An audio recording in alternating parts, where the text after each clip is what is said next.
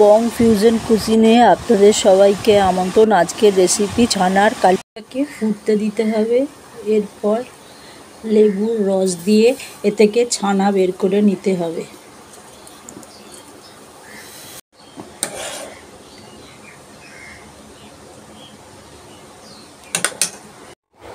তেল গরম হলে শুকনো লঙ্কা, জিরে আর গোটা গরম মশলা ফোড়ন দিয়ে ওর মধ্যে টমেটো ও ক্যাপসিকাম কুচি এবং অল্প নুন দিয়ে ভালো করে নেড়েচেড়ে নিতে হবে।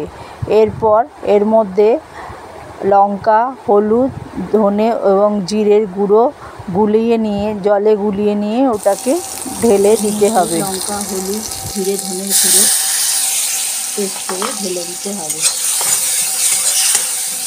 এটাকে ভালো করে কষাতে হবে।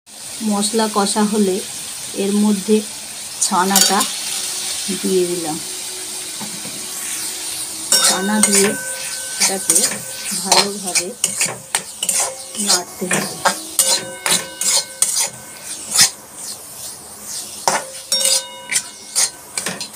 তারপর এর মধ্যে ছানা কাটানোর জলটা দিয়ে দিতে হবে, দিয়ে কিছুক্ষণ ফুটতে দিতে হবে। নামানোর আগে অল্প কসুরি মেথি